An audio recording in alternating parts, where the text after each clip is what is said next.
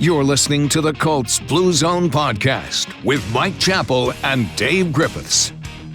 Inside and outside the Fox 59 CBS 4 podcast studio, welcome to another Colts Blue Zone Podcast. Here in studio, I'm joined by Matt Adams, and over the power of the internet, powered by the Beach Grove Wi-Fi, infamously, Mike Chappell joining us here as well. The pads are on and the gloves are off between Jonathan Taylor and the Colts management this week. We've got plenty to talk about at training camp, that is actual on-the-field work. But, Chap, any discussion with the Colts right now after what happened last weekend needs to start with Jonathan Taylor, the situation with Jim Irsay, et cetera, back and forth between different parties.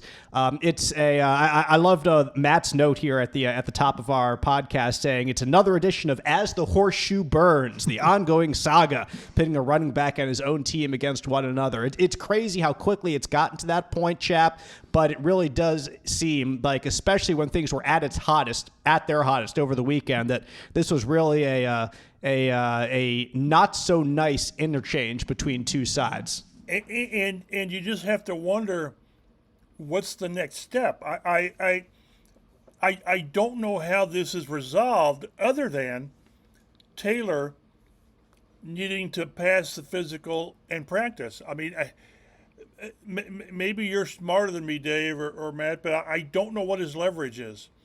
A player's only leverage is to withhold services. But when you're under contract, it's just I don't know where you go if you're the player, because at some point, let's say when they cut roster to 53, he's either active or he's not, or he's on PUP, and then if you're on PUP, you miss the first 8 games. So I don't know where it goes. This has not been handled well by either side. I hope we can agree to that. I think both sides are right. I guess neither side is wrong. But having said that, when you get into an arguing match or with the owner, you're not going to win. Matt, I think that the best thing that could have happened, honestly, since what happened over the weekend, the back and forth on Twitter, I think the best thing that could have happened, besides Taylor getting a contract and being in practice, is just for things to cool down, for nothing to happen, because it was a bit of back and forth there for a while. It was Jim Irsay talking about running backs. It was the Jonathan Taylor's agent firing back, and then saying that to Ian Rappaport that he thinks that the relationship between these two sides is fractured beyond repair, perhaps. The best thing that could have happened is just everybody simmer down. Yeah, no new contract, no trade, no anything. No Twitter verbiage, nothing. Let it cool for a little bit. Let it simmer. Let it marinate. And for the love, get some cool heads on both sides so that you can take the next logical steps forward. And Chap makes a couple good points here that, both sides have good points that I could sit here and, everybody who's listened to this podcast know that I like to make an argument. I have strong feelings on certain topics. And I try to make an argument on one side, and then it's really difficult for me when I have strong feelings on one topic to make a strong argument for the other side, because I don't think there is one for the most part in those times. Usually you push all the chips in, Exactly. But in this case, I feel like I could try to push all the chips in on both sides, even though Mike's point about that Taylor doesn't have too much. There's not much leverage that he has against the There's team. not much he can do. I still see the arguments for both sides, why they are at this impasse, and why it is so difficult to work out a situation where both parties are happy moving forward. Well, yeah, I mean, as far as Taylor's concerned, withholding the services is the only thing that he can do. And then, the only other thing would be the nuclear option for him, right? Where he doesn't get any contract from the team and he just doesn't play. And what would that even look like? You know what I mean? Well, he would leave camp. He would leave camp. And a player under contract, I believe it's $40,000 today, and that adds up very quickly. One thing that it's worth mentioning or pondering in all of this, since last year, there was very much optimism on extensions for Taylor and Pittman. Maybe more so for Taylor because you're not talking receiver money. That has cooled quite a bit. well, no, it's not cool. It's gone away. So again, how this is resolved, one thing the team really doesn't need to do is to go to DEFCON 1 and put him on non-football injury. Then you're pushing him into a corner of no return. But the one thing that has changed in all of this, and I'm not talking about Taylor, I'm not talking about the ankle that's supposed to have a 6-week recovery time, and we're 6 months or 7 months into it.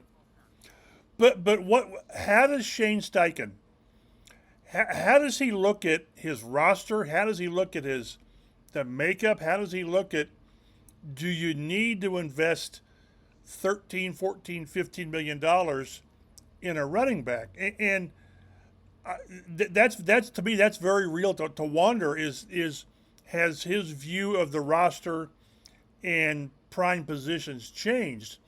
He's been asked a lot about, and he's been involved like with backfields by committee. Who was it? Miles Sanders last year in Philly was at 1,200 yards and, 11, 12 touchdowns, whatever it is. And Philly let him go. So is it for the coaches and GMs that believe you can thrive with the backs by committee, do they believe that because they really believe it, or they haven't had a feature back? If you have a feature back, do things change?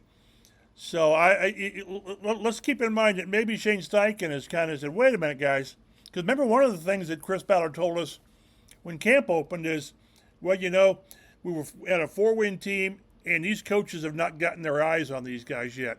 Well, it's fair to say that Steichen still hasn't gotten his eyes on Jonathan Taylor. So a lot of variables, and like Dave said, and I agree, I remember in college we had college debate, and they would just give you a topic, whether you believed it or not.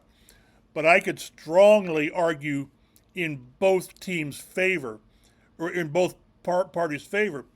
The problem is when this goes public, and the agent says dumb stuff, and he said dumb stuff, and the owner says things, and the more the owner talks, you can parcel what he says like, well, that was stupid. And it just simply does not help negotiations. That's why Chris Ballard drives us crazy. Well, y'all know I'm not going to talk contracts, and he doesn't. But when other people talk contracts, it gets really nasty. And that's all that we had to ask Jim Irsay, Chap, about on Saturday when he was out there on the. Then that's the only thing that we should ask him. And Jim kept on talking as he is one to do. And I thought the one thing that stuck out to me from everything he said was very, very near the end of what he had to say, saying, hey, if I died tonight and Jonathan Taylor's out of the league, no one's going to miss us.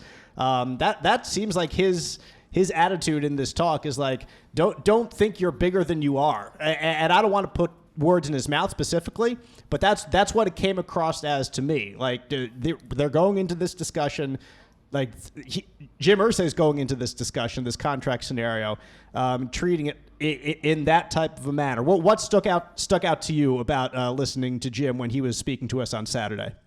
Exactly. And I understand what he's saying. There's no such thing as the indispensable man, unless you're Patrick Mahomes or Josh Allen and a handful of players. But also, and again, here's where he's trying to state facts, and it rankles people, is you all know me, no organization treats its players better than I do. And he's thinking of Shaq and Quentin and going back to the Mannings and the Freeney's and Mathis and all these guys that he's paid. But then you've got Jonathan Taylor saying, wait a minute, what about me? So I understand what Irsay's saying. He has overpaid all the time to retain his own talent because that's what you do. But he can be very right in saying I pay my players and I treat my players well. And he's got one guy saying, well, not everybody. So again, it's kind of like, what do you want to hear? And there were some things, like you said, the one about if I die and he's gone. I understand what he's saying, but it just doesn't play well. No organization in the NFL treats their players better, unless the player's named Carson Wentz, of course. And you knew I had to throw that one out there because if your name is Carson Wentz, then we'll kick you out the door and make sure you stumble on your way out and badmouth you for the next 6 months. Anyway, that I just still rankles you a bit, huh? I needed to get it off my chest, and there you got any more to talk about a guy that's still a free agent? Well, I have plenty more, but I don't need to talk anymore about it. Yeah, but that's a good point, Chap. That is a very good point. But you're right. It's one where you give a blanket statement that there's a whole bunch of truth to it. There really is. Yes, there is. And then you've got a few exceptions where they say, wait a minute. And I would say Taylor's got a better argument than Carson does, but we're not going down that rabbit hole because we're not. I would completely agree with you, for the record. Yes, but that's like, again, it's Taylor, and we've talked about this. Taylor is, you talk about timing. Timing in life is everything. The right place, right time. This is the absolute wrong time for him, for any running back. I mean, Dalvin Cook and Zeke Elliott are still out there. Austin Eckler wanted to trade. He's still with the Chargers. So you have very, very, again, I don't want to say Taylor has no options. He's got no leverage, I think. He's got options. Most of them aren't good ones for him. If you're trying to give him anything, it's like his presence on the field would help Anthony Richardson for sure, Matt, if you're talking about the running back situation. And the fact that Zach Moss breaks an arm, the presumable number 2 running back, and could miss up to 6 weeks. Maybe he misses the beginning of the regular season in that timeline. You get cycled back one more in the running back depth chart. You're not putting your best product out there on the field. If your prime goal this season is to develop Anthony Richardson, you want the best talent around him. I think that's one one piece of evidence that you can put in Jonathan Taylor's corner to say, hey, you want this quarterback to be the best that he can possibly be. You need the best possible people you have around him, and I'm absolutely one of those people. Well, I think people have been salivating all offseason about the run option game and the RPOs involving Jonathan Taylor and Anthony Richardson. And you knew that, with the passing game being something that's a work in progress with Richardson, that they're probably going to lean on that run game a little bit with him, especially with some of the deception they'd be able to do with those two players.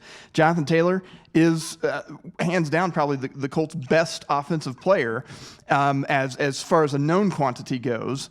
And to not have him there in the lineup and now having Zach Moss hurt, it just, Chap was right. He doesn't have much leverage, but he does have a little bit there because they really need to get him on the field. Well, the one stat that was thrown out there, just truly amazing, is with Taylor and Moss both out, the player with the most career rushing attempts is Gardner Minshew.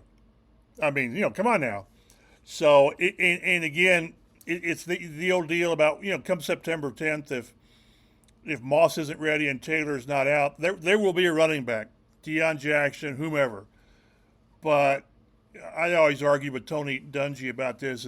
I'd argue about a player, a position, and something with injury. And I said, boy, you don't have any depth there. He said, well, we have depth. Well, he's talking about bodies. And I'm talking about players who you feel very confident, comfortable going into games with.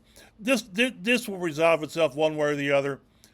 But to say, and it's really kind of funny, we were talking in the press room the past few days, is every day you need to ask Shane Steichen, which someone did today, whether it was Kevin or you, Dave. I wasn't there today. But anything new on Jonathan Taylor? And you have to ask him, because the day you don't is the day that something happens. So he doesn't want to talk about it at all. Right now he's with the team, blah, blah. I understand that. But this isn't a rookie running back, Evan Hall, whatever. This is your guy. And, again, he casts such a large shadow, which I wrote about today, about the difference in JT not practicing. And, again, is this a hold-in? Is this one where he's doing this because he really wants to drive home his point? And Michael Pittman, who's playing, he wants a new contract too. And he sort of said, yeah, I want one, and if it happens, it happens. If it doesn't, it doesn't, but I will play out the contract. They're separate situations, certainly, because of the positions. Taylor gets paid. He gets paid $14 million roughly. Pittman gets paid. He gets paid, I don't know, $25 million. So there is a difference. But I'm just fascinated. And, boy, at some point, please resolve this, because it does tend to steal the oxygen from the air as long as JT's there wearing his hoodie and looking on like he wants to be somewhere else. And he wants to be somewhere else. No, yeah. Well, he wants to be on the field, just he wants a lot more in his bank account to be on Correct. the field. So, yeah. I'll add this about Pittman. Like, I get the sense from just talking to him and from my own 2 cents that, like, he's fine with playing this, like totally fine with playing this last year on the of his deal, because after this year, he could be and he should be worth more than he is now. Like, any contract that he signs after this year, I think will be more valuable than he could get right now, especially from the Colts. And he'll be a free agent at that time, because I don't think the Colts are going to franchise him at that time. Right, Mike? Yeah, I agree with you. I think trying to look into Pittman's mind, he's a fascinating guy. I really like talking to Pitt. I really do. I think he believes he will get top money on the free agent market. And he's probably right. He's probably, if he goes out there and gets 90 catches, 1,200 yards, and half a dozen touchdowns, he will probably command more on the open market than the Colts will be willing to pay him. And good for him if that happens. That's one reason it's always best to get an extension done a year early, because you just don't know.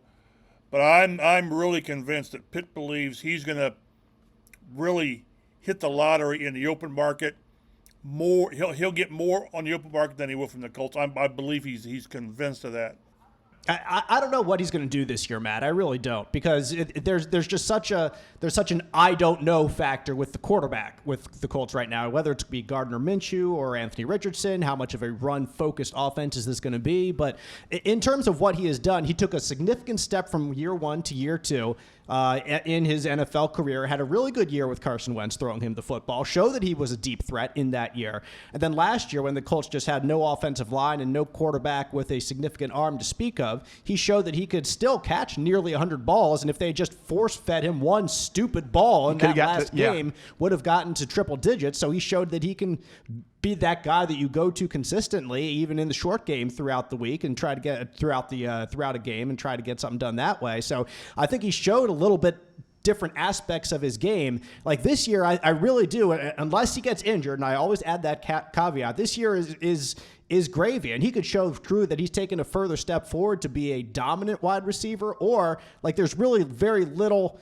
Like I said, injuries aside, very little steps back I think that he could take in terms of what he gets in a contract after this season. Yeah, I mean, I think Pitt's a solid player. He's proved he's a solid player. But, again, this may come back down to something that Mike suggested about the coaching staff, kind of wanting to see what we've got before we, invest another 2 or 3 years and several $1 million in a guy. I will add before we move on here that the Colts did sign Indy stud running back Toriano Clinton to kind of fill out the depth chart at running back, the school's all-time leading rusher. I know because I kept showing highlights of him last year. Every week it was Toriano Clinton, 70-yard run, Toriano Clinton, 80-yard run. So every week he was doing something special. We'll see if he can light it up here as well. Let's get to Anthony Richardson's discussion here. Had a little bit of a procedure, and maybe a minor procedure, but still when you're talking about facial surgery, it sounds like there's something significant there, might be minor in the sense that he returned to practice, the very next practice, which is nice. You only missed one day of practice. But nevertheless, it was funny, Chap. He talked in front of us earlier this week, saying he laughed it off, saying, "Yeah, I can breathe now." And that seems like a pretty important quality to have as a starting quarterback in the NFL. What's crazy, and he really wouldn't address it, and Shane Steichen didn't either.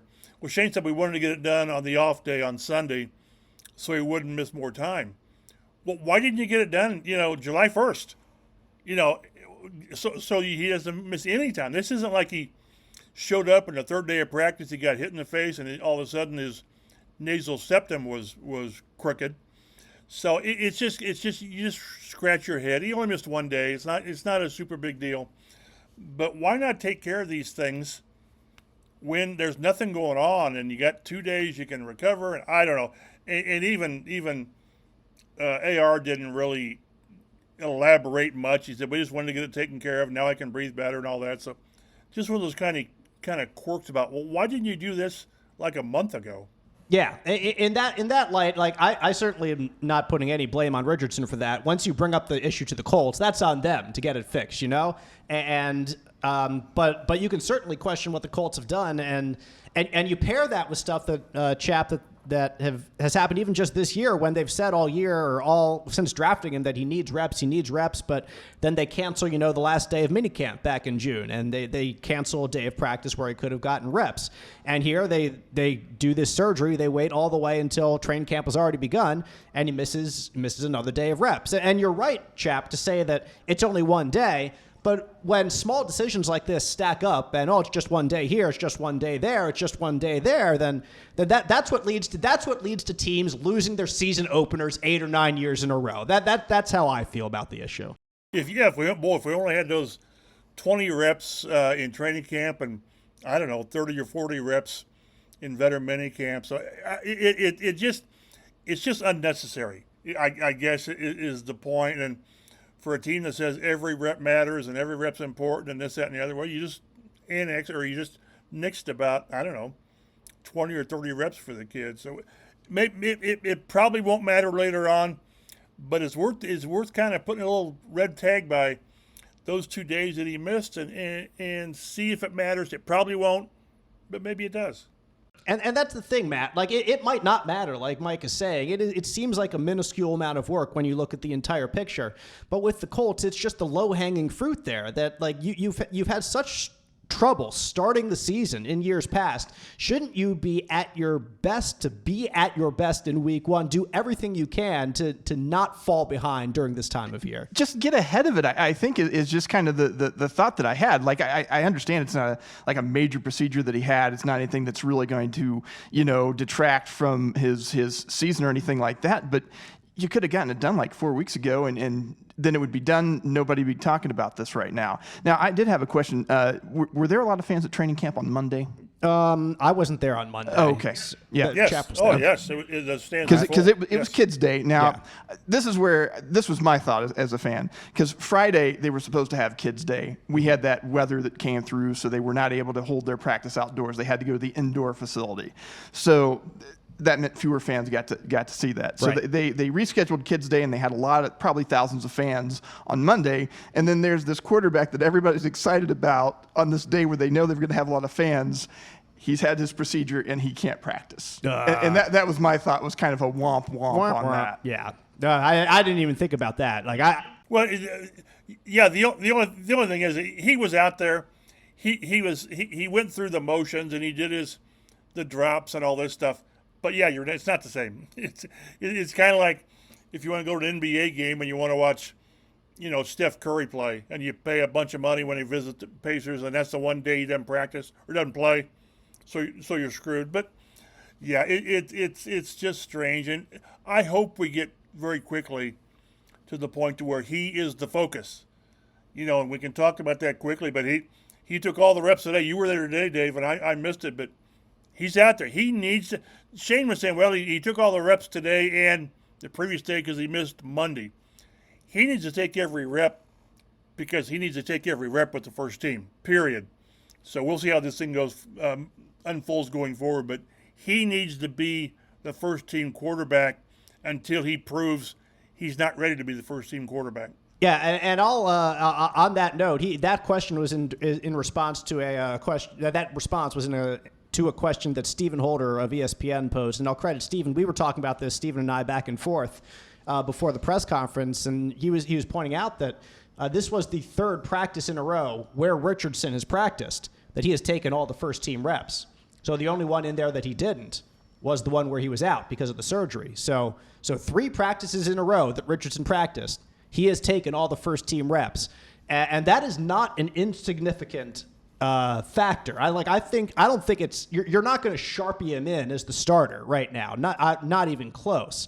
But But to have him out there 3 straight days where he is practicing, I think is a significant step forward, that they are trying to get him more involved in that first team. And like you said, Chaps, give him as many reps as possible. And the fact is that Gardner Minshew is not running away with anything. He doesn't look like he's leaps and bounds, heads and shoulders, pushing the ball downfield, lighting up the offense better than anyone else out there. So the more that I see it right now, the more that things go forward. And if they continue on this track, I would not be surprised if Anthony Richardson is the starter in game 1, just based on what we've seen through what has been the first half of training camp in Westfield so far. I know there's a lot to go, but it's not like Gardner is starting out with this massive lead that Richardson has to catch up to right now. Right. I think, again, they will show, I've said this from the start, they will show us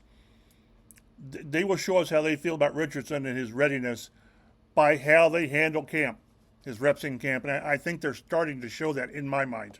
Yeah, and we'll see a lot more when it comes to training camp as well, and when the Bears are here in town and who's getting reps with first team in there, when they go to Philadelphia and they're playing first team reps with the Eagles. But certainly wanted to update all of our listeners about that as well, because like I said, 3 practices in a row where you take all the snaps with the first team, that you're out there. I think that is a significant step forward. Also, let's see, he is now 250 pounds. Is Anthony Richardson. He said he played at 240 when he was at Florida. He just threw that out there, didn't he? It was kind of funny how he did that. Oh, by the way.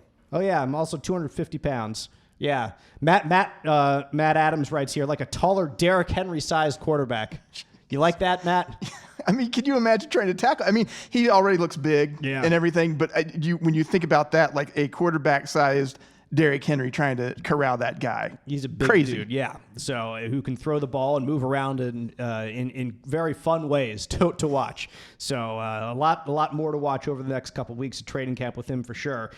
Pads are on. We got weekend practices August 5th and August 6th, Saturday, Sunday, both already sold out this weekend. Tickets are available as of this recording for the August 8th practice, which would be next Tuesday, and then beyond that as well. Next week, of course, leading up to that first preseason game in Buffalo, which if you're in central Indiana, you can watch. I believe it's on Fox 59 here locally. I don't think it's our partner CBS 4. I think it's Fox 59. But for the first preseason game, it is actually CBS 4. Well, there you go. It is CBS 4. It is there you go. 4. Thank you, Matt. Leave it to Matt to know what's going on, and not me. Well, that's according to the Colts website. Nothing from the station management that I know. Okay, fair enough. Never mind. So let's see. Matt's throwing out a what have you seen in camp so far? A kind of a generic thing to get us rolling here as we turn the corner to the second half of our podcast. Matt says he's seen the name Michael Straw, and of course, and I agree. Like he will make some flashy plays during camp, and he does so every year. Chap, what does Strawn have to do to earn more than just a reputation as a camp standout and have an actual role on an NFL team? Make the routine plays. He had that one great one where he reached over the DB and pulled it in. Then he kind of waved to the crowd, or he kind of exhorted the crowd to get going. But this is his make or break season. It's to me, it's a relatively deep receiver group as far as guys who should make the roster. You know, with Pittman and Pierce and Downs and on and on. But his time, to me, is running out. He's shown flashes, and doggone, he's got the size you want. Got his, what was it Reggie called him, Megastron? But at some point, he's got to make the day-to-day routine plays to show he's worth keeping on the roster. I'm not sure I'd keep him again on practice squad, because at what point do you say enough is enough? Yep, and I agree that he's made a couple of splash plays here and there, and the one that Chap alluded to, the one that really stuck out in this camp, is there for sure. But until you can rely on him to be a consistent catch the ball, because that is important as kind a wide of important receiver. for a wide receiver. Yeah, then. And he's also like you look at the depth chart this year. You've got Pittman, you've got Pierce, obviously going to be on the roster. You've got Ashton Doolin, who's obviously going to be on the roster for special teams. Josh Downs, your rookie, obviously going to be on the roster. That's 4 right there, spots immediately that you can say 100% are taken. You also have Isaiah McKenzie, who they signed in free agency from the Buffalo Bills. You have Brashad Perriman, who's a veteran. They signed in free agency recently. They have the guy that they just signed a couple days ago this week, Amari Rodgers. So you have 3 veterans there as well, vying for maybe a 5th or 6th spot. And then you have other guys like Mike Strawn who have been on this roster or practice squad, like Ethan Fernea, like last year, that are in the same vein as him, trying to battle for these last spots. You have to really impress, and you have to be consistent. And you haven't seen. You haven't seen that from Strawn right now. No, you get splash plays, but then you don't get the smaller things from him and the consistency, as you guys alluded to. I'll say this. Yeah, and again, this is year 3. Exactly. And at some point, you keep waiting, and you don't want to give up on a guy who has the clear physical skills that you look for. I mean, what is he? Again, he's listed as, is he 6'5", and what's his? He's a big dude. That's what I know. But at some point you just got to say, no, it's not going to work. Maybe it works elsewhere. It won't work here. I'm not saying give up on him now, but this is a huge training camp, and these 3 preseason games. At some point, again, the lights got to go on, and you got to be the guy day after day. And right now, he's been a guy occasionally, which is not good enough. ESPN has him listed as 225, 6'5", 225. So he's a load. Well, he's no Anthony Richardson, but he's still plenty big out there. Hey, that's right. A few other names. Like Will Mallory had a decent day. He had a really nice one-handed snag today. Mallory did. I think it was in 11-on-11. So even yesterday when he came off of PUP, and today as well, he had a couple good plays. You see immediately what the Colts like in him. And he has, I think, a ways to go to make the roster too, because to really have an impact, he would have to take over that Kylan Granson role. And Kylan's been just fine himself too. So big year for Kylan. It sounds like he's had a really nice camp. Massive year, I think, for Kylan as well. I think that he could take a significant step forward with this offense.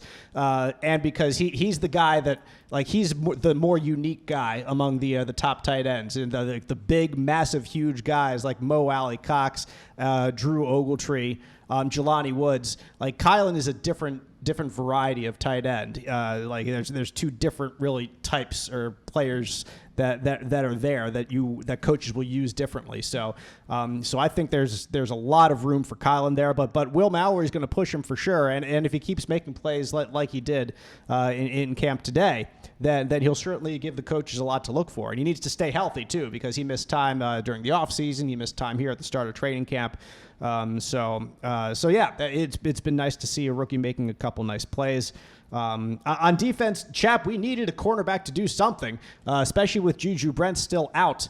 But Darrell Baker Jr. made an interception today. Had a good pick of Anthony Richardson. He continues to make plays, and right now, I mean, if you're looking at the most impressive cornerbacks, I mean, you have Dallas Flowers and Darrell Baker Jr. probably your 1-2 cornerbacks. I mean, 2 undrafted guys. Exactly what I had penciled in to start the year. You have 100 or 150 combined snaps in between them. That would be a scary situation, but B, it might be what the Colts are staring at right now if Brents especially cannot get up to speed and get actually on the field and start practicing. Yeah, because, I mean, you're talking outside corners, because Kenny Moore. Yes. Right now, Kenny Moore's their best guy, and Kenny Moore's having a great camp. He's just always around the ball. But again, they really want him to be that nickel slot guy and really focus on that and maximize his skills there. But Darius Rush returned to practice, or not return, practice for the first time today. I believe, Dave, again, you were there. And he's been having apparently a shoulder issue, and he missed most, if not all, of OTAs and vet camp with was it a hamstring? One of the guys with a hamstring. And JuJu Brents, I mean, holy smokes, we've all just sort of accepted that he's going to be the starting corner against the Jaguars. He missed all the offseason work, which was, 12 or 13 practices. He's missed now 6 camp practices. He has yet to practice on an NFL practice field. And I think Joel Erickson mentioned that he stayed after practice and he was working with trainers. I think that's an encouraging sign. He's got that hamstring. So I don't care how much potential and optimism you've got for a young player. He better get some practice in before he's thrown out there against these quarterbacks, because I don't care who the quarterback is, even the mid-tier quarterbacks, they will be more than a rookie corner can handle, just simply because of the position. So they need JuJu Brents to practice ASAP. Yeah, this is very much twofold, Matt. The Colts need him to practice, and JuJu himself needs to practice. This is not a matter of, well, he can just slide in whenever he gets in. Like, it has got to be immensely frustrating for the Colts defensive coaches to not have the guy who was the second-round pick, who everybody thought would have maybe not a shoe-in, but would be at least leader in the line to start week 1. Well, and it's not the guy's fault he had a hamstring injury, but when they drafted him, they knew he had the wrist surgery and he was coming off that. So they expected, okay, yeah, you're going to take a little time to get up to speed on this. We can live with that. We'll go ahead and draft him and put him in. And then, you have the Isaiah Rodgers thing, which means it's going to speed up the timetable for him to really be a contributing factor in the defense. And then now it's the hamstring. So even though you had allowed this time for the wrist injury to kind of get him up to speed, now you got the hamstring, which is something you don't want to mess with when you're talking about cornerbacks. And so now he's just not getting any reps, and that's just not a great situation for your rookie. Yeah. Linebacker Segun Olubi also been around the ball quite a bit here in camp. He is also a name that Matt wrote down here, and I agree. He's had a couple nice plays. It's going to be, again, a long road to hoe to get any playing time. He's more of special teams type guy. If you have your top 3 linebackers are very much etched in stone here with the Colts. And wide receivers, Isaiah McKenzie, Josh Downs. Downs made a really nice route today to shake a defender and get open, but then I think he dropped the ball after that. So if you shake your defender, you better dadgum catch the ball and complete the play. Let's see here. Offensive line continuity. Next topic of discussion here. That unit's still the same. From left tackle to right tackle, you got all the same guys who were here last year who gave up 60 sacks, and I would say right now they have been nothing.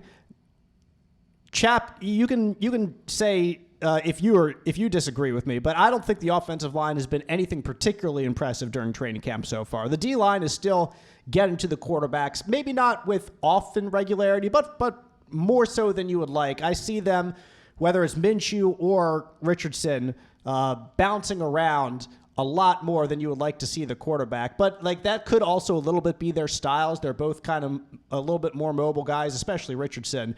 And if he's a rookie, he's going to have happy feet more often than not. But I just see the quarterbacks moving around a little bit too much in 11-on-11 work. And the limited time we've seen them in full pad practice to be able to put a stamp of approval on the offensive line and to be able to say for sure that they've made some improvements from last year. That's something I think that is still very much to be determined, a work in progress right now, to see exactly how the offensive line has improved from a year ago.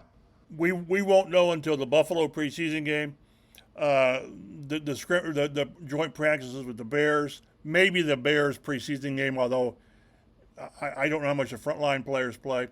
The offensive line, to me, is the hardest area to judge during camp, because it just is.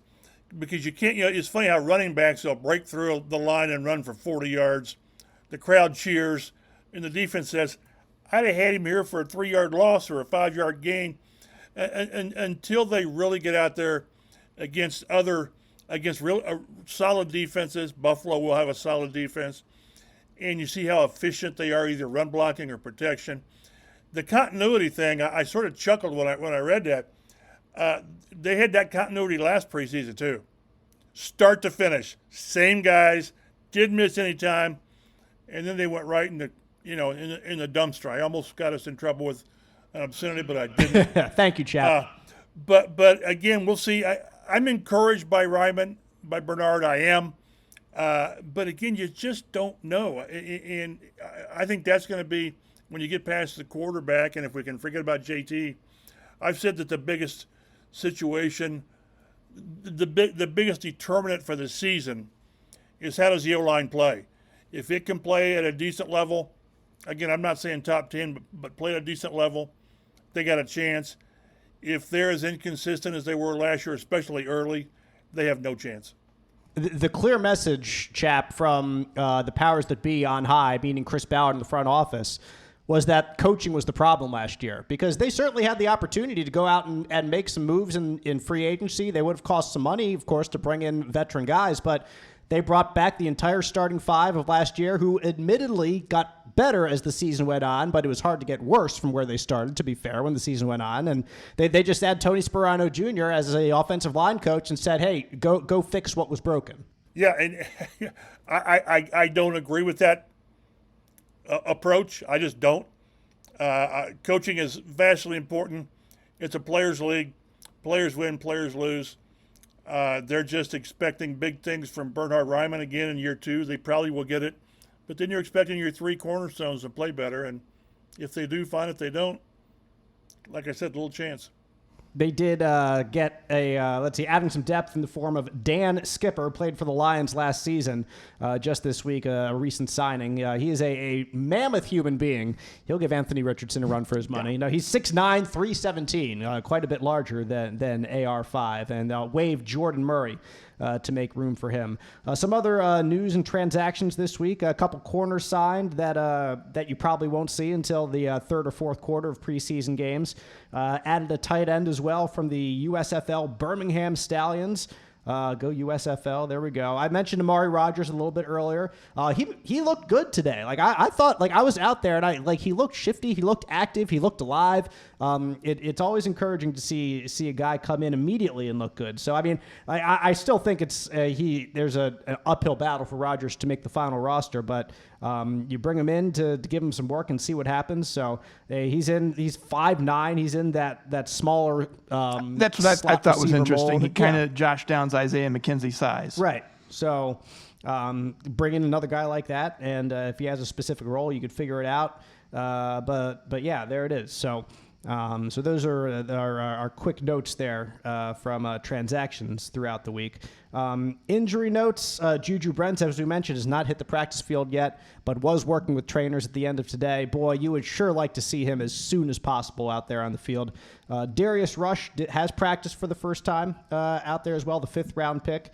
Getting a little bit of work in. We still haven't seen Julian Blackmon. There's another name, Chap, that I really would have liked to see here in training camp, because you're working him into more of the full-time strong safety role, get him more used to that, get as many reps as possible to just ease the free safety bit out of his mind, and so you're completely comfortable in the strong safety role before the season. Like, I have faith in Blackmon as a veteran, that he has his head on straight and he knows what's going on. He's one of my favorite guys to interview on the team. He's always really engaging and seems like a really smart young man, but at the same time, like if you're changing positions full time from one year to the next, you really want as much work as possible. And right now, he's just not getting those reps out there. Yeah, and one thing about injuries in training camp is if you've got something that's bothering you, they don't, like Matt said, hamstrings, you don't mess with them. Instead of being out 5 days, you're out, 4 weeks. But again, missed time for a defense that lost so many players, and it's got some chemistry issues to worry about. It's not good. That's why it goes back to JuJu Brents and Darius Rush. You got to be on the field, and these are valuable snaps that Blackman's missing, no question. A couple other players did not practice on Thursday. Defensive end Samson Ebukam, offensive tackle Jake Witt, tight end Jelani Woods still out. Linebackers Liam Anderson and EJ Speed. Speed out with a ankle injury just today. He was walking around and no boot on there or anything, so he looked acceptable. Probably should also mention Shaq's in practice, but he's not doing 11-on-11 work. Right, not in full pads, right. At least. So they're taking it slowly there with him, and have not seen any regression from Shaq. So they haven't pulled him from things that he was doing before. They're just keeping him from doing certain things that he hasn't done yet. So just as they should, take it slowly with him. He's the kind of guy who will run through a brick wall if you let him, so it's probably a good idea. Yeah, it's always better to say whoa than giddy up. That's what Jimbo Fisher used to say back when he was head coach at Florida State, and I was but a young buck covering college football down there in Tallahassee, Florida. One notable development from practice today was that DeForest Buckner left a little bit early with a foot injury, limped off the field. Was there with a trainer, but he did get off just limping himself. Didn't go back in after that. But Shane Steichen didn't appear concerned. But it's another example, Matt, of something that Chap just said. Like, if you're hurt at all during preseason, especially if you're DeForest Buckner. Yeah, take it easy. He's a guy that I'm fine with. We're fine, yeah. Like, if Buck wants to take the rest of the preseason off, we're fine with that. Let's get some other people some work. We don't need to see him too much anymore. I completely agree. Taekwon Lewis still on physically unable to perform list himself. Would love to see Taekwon back on the roster, too, at some point. I'm sure that they have a timetable for him. Getting back on the field. Maybe he'll be back for some of the joint practices later on. But if he is, then like you'd like to see him ramp up again to that. Like each one of these guys, Chap, I think this is an interesting point to bring up, that each one of these guys who hasn't practiced yet, whether it's Lewis or Blackman or JuJu Brents, like they need to ramp up. You want to not just throw them right into the fire. Like with the players right now, they started with just helmets only and no pads at all, doing light 1 hour practices. Well, today was the hardest practice so far of camp. It was an hour and 45 minutes long, the longest they've had so far. It was in full pads. They had multiple 11 sessions. You're going to have to work in some of these guys that haven't practiced at all to a group that has practiced a lot, who is a step or two ahead of them football-wise, and that's something the coaches are going to have to deal with when these guys finally do return from PUP or just be sitting out. Yeah, I mean, Taekwon Lewis is going to have to catch up. They're not going to slow. I just mentioned his name, but JuJu Brents. They're going to have to be ready to go and catch up. They're not going to hold practice back, dial practice back to let these guys get up to speed. And I tell you, of all these guys, Taekwon Lewis, man, you just keep your fingers crossed. And is this the year that the guy stays healthy? He was playing so well last year. And then the patella, I use a patella, right? And that's two years in a row with a different patella. So at least he hasn't got 3 patellas to tear. But he's not a top tier player, but he's the kind of guy you want in your rotation that when he goes in, you're not losing much. And he just needs to stay healthy, and hopefully this year he does. They're not good. I agree with you. They've probably got a timetable on him, unlike other players that they don't share timetables. But you keep your fingers crossed. I think it'd be good for him to get back in. I don't think for the Bears. I think that maybe is a bit quick. But hopefully he can get some taste during preseason so that the regular season is not his first shot. Yeah. Like you mentioned last year that he was playing well before he was injured. Same thing 2 years ago. His injury 2 years ago was the turning point of the season in my mind. Brutal. Tennessee, no question. Yeah, in the Tennessee game. They were already up 14-3 or something like that. And then they get that takeaway. He picks it up, going the other way, no one in his way, just boom. Patella explodes. And then the Titans recover, and the next play, A.J. Brown is gone. And your season is completely different from there on out. Matt is like head and hands over here. I have nightmares about that play, man. Yeah, it was a brutal turn of events, not just for the Colts, but for Taekwon specifically. And like all of us rooting for him to have a nice, clean season, a healthy season. Let him put a good year on tape. And then continue his career in the NFL, because I truly do believe, as you said, Chap, that he can be a contributor in this league if he stays healthy for a good long time, because teams like pass rushers, like you need and you want depth there. As Chris Ballard always says, you want 8 guys, and Gus Bradley says you want 8 guys on that defensive line to reliably rush the quarterback. And there aren't that many guys. Like if you have 32 teams and 8 guys per team, that's 240 guys total on defensive line-ish, a little bit more than that. There aren't 240 better defensive linemen than Taekwon Lewis in the world. Like he's one of those guys up there. He's one of the elite of the elite. I wouldn't say like the elite of the elite in that 240. You know what I'm saying? But just in terms of athletes and being able to be in this group. And he can play different spots. Those Always movable valuable. guys are so valuable. Yes, completely. So it is time for mediocre football again. The preseason is back tonight as we record this podcast on Thursday. It is the Hall of Fame game. The New York Jets face the Cleveland Browns in Canton, Ohio. I can't wait to see Aaron Rodgers play. I'm pumped to see Aaron Rodgers play. That'd be fantastic. I don't know if he's going to suit up. Well, by the time you listen to this podcast, who knows? It might be well past it. But you have a better chance of playing tonight than Aaron Rodgers does. Yeah, it's true. It's a good point. Yeah. So Aaron Rodgers will probably be on the sidelines. We'll most likely be on the sidelines. We'll definitely be on the sidelines against the Browns. Is it the last time that Aaron Rodgers was in Canton, Ohio, when the Colts and Packers played? Do I remember correctly? Might have been. And the game was canceled because of poor field conditions. That was fun. Yeah. Good Fun times. Fun trip to Canton. Yeah. Nothing but good memories from there. And the Colts' first preseason game, 9 days away as of our recording of this podcast. We'll talk plenty more about it next week because we'll probably start asking more questions about it next week. Not exactly on our minds yet as we're chatting with Shane Steichen and all the players, all about development and working through the first couple weeks of practice and all that stuff right now. Didn't somebody ask Shane today about how he's looking to play his frontline players? And Yeah, he did. And he's, we're still looking at that. One of those type of answers. And we're going to get that through next week. I don't think they're going to tell us much, and that's fine. But we'll still ask. I'm fine with that. We'll say we're working talk about it next week. Yeah.